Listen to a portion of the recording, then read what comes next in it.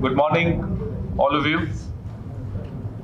The Congress party has been raising its voice on behalf of millions and millions of people who believed in the movement of Ram Temple in Ayodhya. Millions and millions of these people who saved their hard-earned money to donate for the construction of the temple, and then after the construction was completed, as offerings to the god. We all know that families save money for years to go for pilgrims. For these pilgrimages, they save money, and then that money is also offered to the Lord across the country. But the BJP's model, the RSS's model of politics in the name of faith and a business model around temples. Now, this business model around temples is daylight dacoity. It's a daylight dacoity not just of the offerings, jewelry, money, valuables that people offer to the Lord, but also dacoity of our faith, of our trust, of the confidence that we have in the trust that was constituted by the Prime Minister's office on the directions of the Supreme Court. The trust which was entrusted the task of maintenance and upkeep of the temple, of regulating all the pilgrims, of being custodians of the offerings which people made to the Lord. And that trust was constituted, as I said, by the Prime Minister's office and by the RSS. They take credit of the construction of Ram Temple in Ayodhya. Though the temple was constructed on the orders of the Supreme Court. But who is taking the credit? Narendra Modi, RSS, Amit Shah. Now when they have been caught red-handed stealing from the offerings, Prime Minister is silent. RSS is quiet. Amit Shah is absent. Who will take responsibility of this daylight robbery? Why is the Prime Minister quiet? You can't arrest junior officers, junior employees, and allow the senior people who are supposed to be watchdogs to get away scot-free. That's what is happening in Ayodhya. There is an attempt to protect someone. Whether that someone is in Delhi or Nagpur, we don't know. But there is somebody or a group which is senior who is being protected. We have been raising our voice. We have been asking questions. We have been raising our demands on behalf of a lot of believers. Nobody has a right to defame the Hindu faith. Nobody has a right to backstab that faith the way RSS and BJP has done in Ayodhya and elsewhere also. There are reports coming from Badrinath temple. There are reports coming from another temple, Baglamukhi temple in Madhya Pradesh. That right, I am afraid nobody can give. These are self-appointed thekedars, contractors, custodians of my faith, of our faith. And look what they have done in the name of faith. I'll give you some examples which are very startling. There is a company called L&T. L&T offered that they will construct this temple free of cost. 1 rupee they'll charge. No. 2,100 crores was spent on construction of this temple. When there is a company which is willing to construct it free of cost, why do you have to spend 2100 crore rupees? A stone supplier from my state, Rajasthan, if you see the facade of the temple, they've used the Dholpur stone. Dholpur stone comes from my state. So there is a stone supplier from my state who offered to supply stone free of cost, again charging 1 rupee. No. The trust decided to buy stone 500 rupees per square feet. That's the 1 square feet stone right here. So 500 rupees per square feet. When there is a person willing out of his faith to donate that stone free of cost, why do you have to spend so much money? I'll give you a third example. A land was purchased by this trust 7-8 kilometers away from the temple for 86 crores.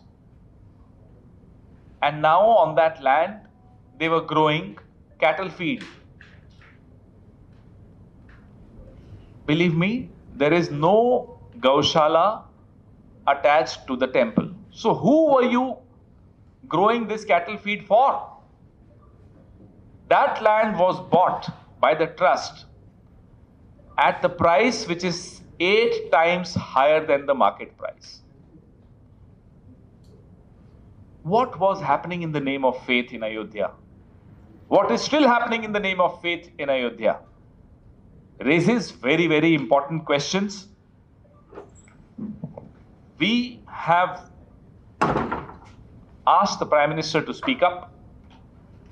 We have also asked that this trust should be dissolved and a new trust should be constituted with religious leaders, activists, people who are influential in the society, who have a good name in the society. They should constitute the new trust. And we want to know, if everything was so transparent and nothing was going wrong, why was Champat Rai removed? Why was Anil Mishra removed? Why have 8 or 9 people been arrested? Why was the CCTV footage removed? We demand a digital forensic investigation of all their accounts, of everything. A complete forensic audit is required of donations, offerings, land deals, the same land being bought again and again. There are several examples of that. So, in the name of Maryada Purushottam, Lord Ram, anybody found stealing, misusing the name, needs to be punished, howsoever high he or she may be occupying that office. Even if that office belongs to Delhi, even if somebody sitting in Nagpur is responsible for this theft, that person needs to be brought to book for the sake of millions and millions of people who contributed to the construction of this temple and who also offered their belongings, their valuables to the god. We have demanded a time-bound inquiry under the supervision of a Supreme Court judge, sitting judge. If the government has nothing to hide, why are they running away from this demand? This so-called SIT, people don't have much faith in this SIT. People want an independent inquiry. The SIT report was submitted to a member of the trust, the same trust which is under question mark. So, entire country is shocked at the way for 30 years, RSS, BJP, Vishwa Hindu Parishad collected money in the name of Lord Ram.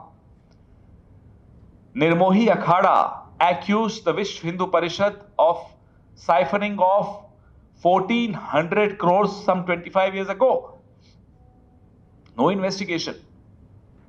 Nothing. Over the last 30 years, thousands and thousands of crores have been collected by RSS and Vishwa Hindu Parishad and BJP and siphoned off. This is the business model of theft. Your questions, please. Why this question being raised from Thiruvananthapuram? The reason why you come to Thiruvananthapuram to raise this particular issue on Ram Mandir? We have done 50 press conferences. Today we'll be doing, I think this is the 50th press conference. Across the country, in all major cities, because these are the cities, these are the states from where BJP tried its best to hide behind the Lord Ram, collect money, try and get votes, and betray the trust of millions and millions of people across the country. Not just in the country, but also outside the country, the diaspora living outside the country. Therefore, we felt there was a need to go to all these important cities, all these important centers, and expose the wrongdoing of RSS, BJP, and Vishwa Hindu Parishad. In fact, in Sabarimala, when the loot happened, it was the BJP who came out first, accusing the government of having a role, and they said, you just can't pick up some Devasambol officials and, run away from your responsibility. So what do you think, what the ruling government at the center is doing regarding this? Very selective in their outrage. In Sabarimala, yes, you're right, they also came out. But when it comes to their own wrongdoings, the Prime Minister is quiet. All top leaders of BJP are quiet. The FIR does not have names of any of the trustees. So far, the Aicc has also found that around 80 lakhs have been recovered. What's the number that Congress is talking about in terms of the amount that is stolen? Because Aicc says only 80 lakhs. That's a very important question that you asked. Before this scam got exposed, the daily collection of Ayodhya was 16 lakhs every day. After the exposure, the collection has gone up to 24-25 lakhs a day. So you calculate. This is just the money, the rupee, the cash. There is a particular accusation raised by the Sindhi community that they had offered 200 kilograms of silver. Till date, we don't know where that silver is. They haven't shown that silver. They've just shown recovery of 80 lakhs and some ornaments, some jewelry. But a lot is missing.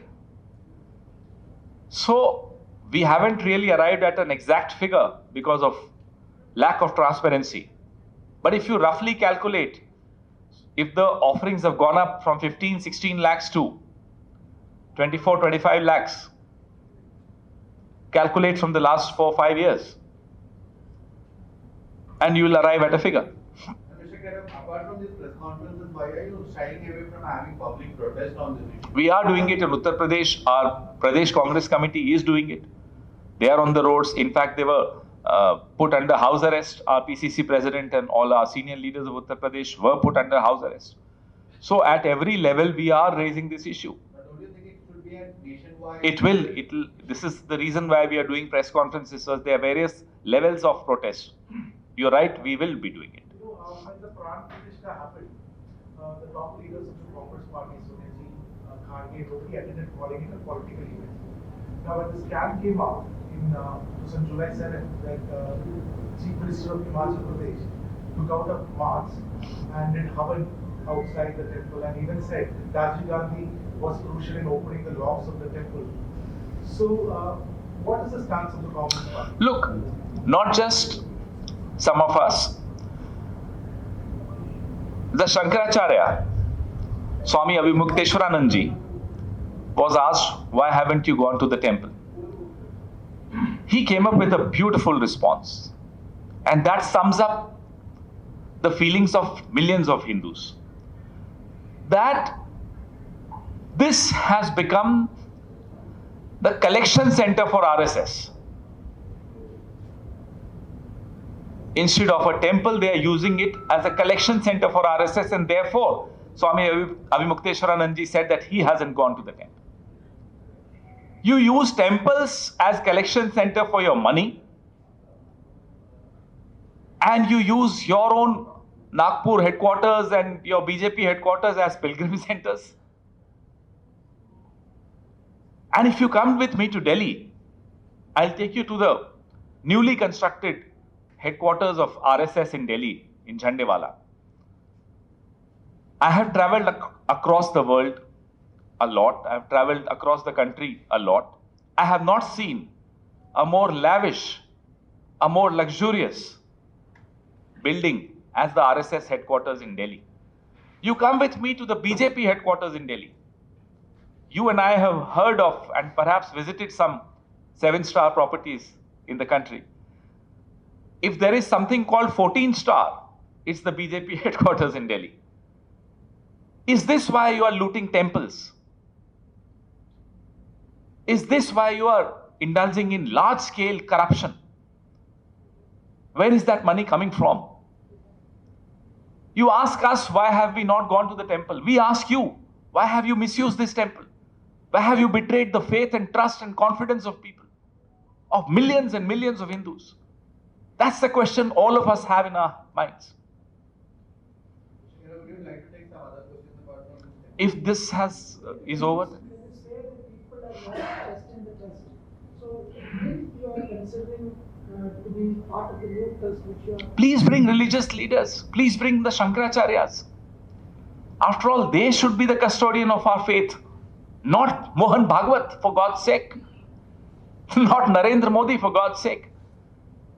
Why should Amit Shah be the custodian of my faith? Why should Mohan Bhagwat sitting in Nagpur be the custodian of my faith? The custodians of my faith are the Shankaracharyas. And they should be entrusted the task of managing this temple. The trust was formed in 2020 in pursuant to the 2019 Supreme Court judgment. So when a political party raises a question that it has to be, that the solution has to be done, has your party even checked a possibility whether Supreme Court can take a decision on it, or is it just a political rhetoric? Supreme Court can take a decision on? On whether, because it was pursuant to the ruling by the Supreme Court, this trust was formed in 2020. Yet, But I must ask you, did the Supreme Court tell the Prime Minister's office who should be the trustees? Which gentleman should be a trustee? No. That was the choice of the Prime Minister's office and RSS, not the Supreme Court. Supreme Court did not give you names of people who should be appointed as trustees. Why did you keep the Shankaracharyas out? Why did you fill that trust with RSS? What was Nripen Mishra doing there? Where was he looking after the construction? So these are questions that need to be asked. And these are questions that need to be answered by the Prime Minister. Another subject. Let's first focus on this. In case the questions are over on this, then you are most welcome. Today there are some PILs before the Supreme Court demanding CBI. Will Congress be okay with it, or you are... Our demand is Supreme Court. monitored? We have asked for a SC monitored time-bound probe. Because agencies also, people have question marks on agencies. Most cases, more ED than CBI, but most cases, these agencies are becoming extensions of the BJP. Mr. Khera, in fact, Rahul Gandhi has been fighting a battle in the parliament and outside as well against Mr. Adani. And you are newly sworn in chief minister here in Kerala, have been accused of teaming up with him because in the Vizhinjam port there is a stake, Vizhinjam, they are offloading the stake on the report. And in a rarer corridor, there is a doubt being raised by the opposition that it has been opened up for the private sector in the corridor. So there are, and also in a liquor deal where there is low alcohol liquor is being given a tax cut in the state budget, in a finance bill here. So how do you see this? Because of Look, I haven't really gone into these details of the state government right now. It's a new government, so I think I would not like to comment on issues that I haven't studied personally. Having said that, Mr. Gandhi has also been very clear. We are opposed to monopolization. We are opposed to monopolies. And that's a stand which we've taken all along. CGP strike is entering another phase. Sonam Wangchuk's health is also worsening. What is the stand of Sorry? opposition? CGP strike in Delhi is entering another phase. Sonam Wangchuk's health is also deteriorating. What is the stand of government? I would like to draw your attention and your memory to what happened 15 years ago, 14 years ago, when Anna Hazare was sitting on a fast unto death. We were in power, we were in government. I wouldn't say power, we were in government. Dr. Manmohan Singh was the Prime Minister. On the 5th or 6th day of his fast, the government showed a lot of sensitivity and started a dialogue with them. 4th day actually, I was part of that dialogue. Pranab Mukherjee Sahab, Salman Khurshid ji, a lot of our leaders were directly engaging with the team of Anna Hazare. On the 4th day itself, that's the kind of sensitivity our government had shown. Though we were at the receiving end of all the questions, of all the accusations, of all the demands, and why not? Activists have a right to do that. And it's our duty to listen to them. So as part of our duty, we started engaging with them. Not just engaging with them, we asked them to draft the Jan Lokpal bill. And I remember very clearly on the 10th day of his fast, at night, 11 o'clock, Vilas Raoji Deshmukh, who is no more, went and met him. He was accompanied by me and some other leaders of our party. And the Lokpal bill draft was finalized outside the tent at Ramlila Maidan, Anna Hazare ji, Vilas Raoji Deshmukh, and other people of his team. And on the 11th day, his fast ended. Today is the 16th day of Sonam Wangchuk's fast. Have you seen a single representative of the government approaching him? That's the level of insensitivity this government has towards activists. You saw what they did to the farmers. 750 farmers were killed. They died. You've seen what they did to the NEET activists, the youth. Anybody who asks questions to Narendra Modi is an anti-national. Dr. Manmohan Singh was Prime Minister for 10 years. He engaged with the media, he engaged with the activists, he engaged with his critics. Before him, they were Prime Ministers. Even Atal Bihari Vajpayee ji used to engage. Narasimha Rao ji used to engage. Rajiv ji was known to be very well known for this. Indira ji. Every Prime Minister realized that this is a democracy, appreciated the fact that engagements, conversations need to take place. Here is the first government which is so insensitive that a 60-year-old, 59-year-old man has entered the 16th day of his fast, no engagement.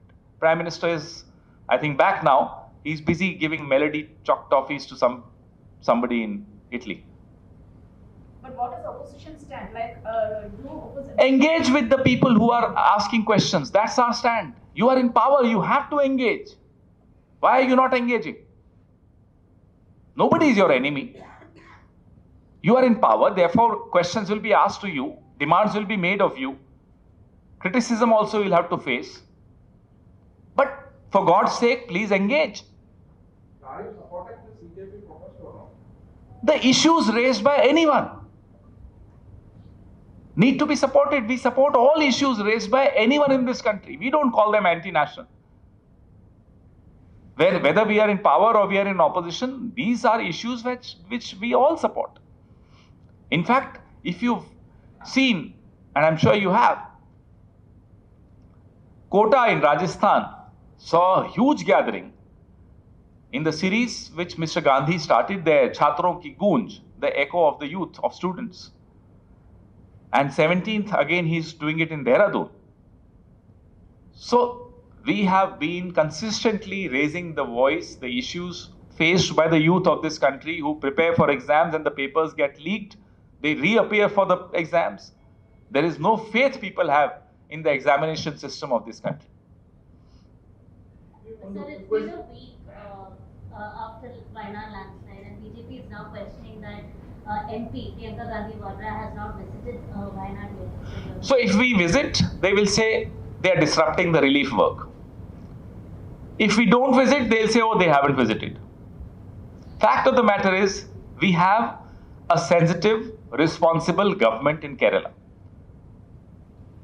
Therefore, there is no immediate need to disrupt the relief work. We need to go where, like Hathras, we went, because we knew the government there is insensitive.